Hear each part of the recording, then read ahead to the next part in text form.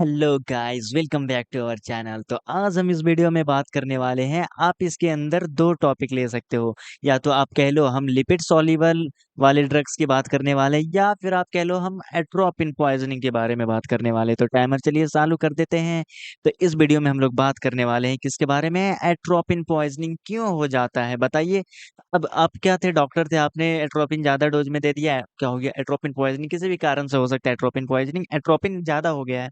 Atropine क्या है? एक एंटीकोलिनर्जिक ड्रग है। अब एंटीकोलिनर्जिक ड्रग कहने का मतलब क्या? एंटीकोलिनर्जिक ड्रग कहने का मतलब सिंपली मतलब है कि ये ब्लॉक कर देगा कौन से पैरासिम्पैथेटिक के रिसेप्टर को। कौन से रिसेप्टर्स को? मस्कुरेनिक रिसेप्टर को। मतलब M1 M2 M3 M4 M5, इन सारे रिसेप्टर के ब्लॉकर को मतलब ब्लॉक कर देता है। अब देखिए, मैं यहाँ पर जस्ट थोड़ा सा आपको रिवीजन करवाने वाला हूँ। अब हुआ क्या? एट्रोपिन जो रहता है अपना ब्लेड, सॉरी BBB, जो जिसे हम लोग बोलते हैं ब्लड ब्रेन बैरियर, इसे क्या करता है? क्रॉस कर जाता है। अब अपना दिमाग में भी तो क्या है, हमने आपको बताया था ये कहाँ पाया जाता है। M2 देखो, रिकॉल कराते हैं पुराने वीडियो में हमको, आपको हमने बताया था कि M2 जो रहता है ये मिड ब्रेन में था, और ये जो था दिखाता हूँ ये CNS में था, न्यूरॉन में था। देखो यहाँ पर फटाक से बोला भी था आपको कि ये याद कर लेना। तो हाँ देखो, यहाँ पर ये लिख रखा है ना मैंने, ये CNS में, ठीक है। और यहाँ पर क्या बताया था, कहाँ गया जी? नहीं लिखा है, चलो छोड़ो, यहाँ पर नहीं लिखा हुआ है। तो ये मैंने आपको देखो बताया था, ठीक है ना। तो ये M2 जो रहता है मिड ब्रेन में होता है, ठीक है, तो याद रख लो इस तरीके से। तो ये हमारे सेंट्रल नर्वस सिस्टम में भी क्या है, मस्करेनिक रिसेप्टर है। तो वहां पर गया और ये समस्या क्रिएट करने लगा, वहां भी क्या प्रॉब्लम क्रिएट करने लगा, क्या कि ये वहां गया और फिर एसिटाइल कोलिन निकालने लगा। मतलब एट्रोपिन की वजह से क्या हो रहा था? पॉइजनिंग हो रहा था, ठीक है। ठीक है, एट्रोपिन क्या, अब एट्रोपिन क्या करता है? इनिबिट कर देता है, इनिबिट कर देता है इन सारे रिसेप्टर को। ये सारे रिसेप्टर हमारे ब्रेन में भी प्रेजेंट है, तो प्रॉब्लम होने लगी। तो अब क्या किया जाए महाराज? अब क्या किया जाए? इसके लिए भी एक तरीका है एट्रोपिन पॉइजनिंग को ठीक करने के लिए। क्या कि आप वैसा ड्रग का इस्तेमाल करो जो कि क्या हो। हम क्या कर सकते हैं, हमारे हमारे पास हम कर ही क्या सकते हैं? एसिटाइल कोलिन एस्टरेज जो है, हम चाहेंगे कि ये जल्दी जल्दी ना तोड़ दे एसिटाइल कोलिन को। एसिटाइल कोलिन धीरे धीरे टूटे, ताकि एसिटाइल कोलिन हाइयर कॉन्सेंट्रेशन में बना रहे। पर यहाँ पर सिनेप्स के बीच में, ठीक है ना, ये सिनेप्स के बीच में एसिटाइल कोलिन बना रहे, हम ये चाहेंगे। ठीक है, तो हम क्या करते हैं, लिपिड सॉल्युबल जो ड्रग था, जो कि लिपिड सॉल्युबल मैंने आपको बताया कि ब्लड ब्रेन बैरियर को क्रॉस कर सकता है, और वाटर सॉल्युबल जो आपका एसिटाइल कोलिन, देखिए ये क्लासिफिकेशन क्या है, एसिटाइल कोलिन एस्टरेज का ही तो क्लासिफिकेशन है, जो कि रिवर्सिबल तरीके से बाइंड कर रहा था। ये लिपिड सॉल्युबल हो सकता था, वाटर सॉल्युबल हो सकता था। तो हम वाटर सॉल्युबल वाला तो क्रॉस नहीं करने वाला ब्लड ब्रेन बैरियर, इसलिए लिपिड सॉल्युबल वाला ब्लड ब्रेन बैरियर को क्रॉस करेगा। तो ये क्या है, फैसोस्टिग्मिन हम लोग दे सकते हैं। लेकिन फैसोस्टिग्मिन के साथ भी क्या है, समस्या है। क्या समस्या है अभी समझाएंगे। ये ब्लड ब्रेन बैरियर को क्रॉस कर सकता है। तो एट्रोपिन पॉइजनिंग के लिए ड्रग ऑफ द चॉइस क्या हो सकता है? Blood brain barrier.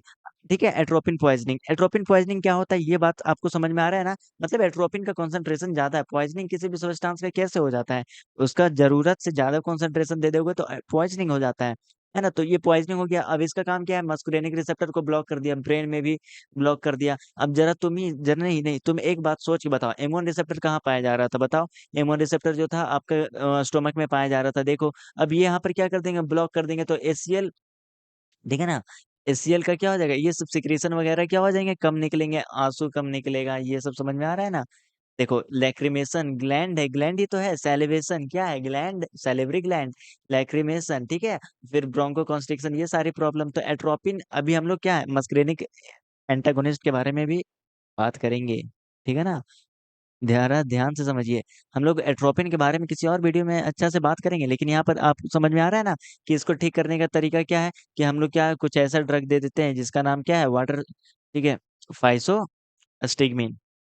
ठीक है, ये फाइसोस्टिग्मिन क्या करेगा, क्रॉस करेगा ब्लड ब्रेन बैरियर को, और फिर क्या करेगा, वहां पर एसिटाइल कोलिन एस्टरेज एंजाइम जो जल्दी जल्दी एसिटाइल कोलिन को तोड़ रहा था, उसको अब धीरे धीरे टूटेगा, है कि नहीं। तो एसिटाइल कोलिन बना रहेगा, और इस तरीके से एट्रोपिन पॉइजनिंग वाला समस्या दूर हो जाएगा।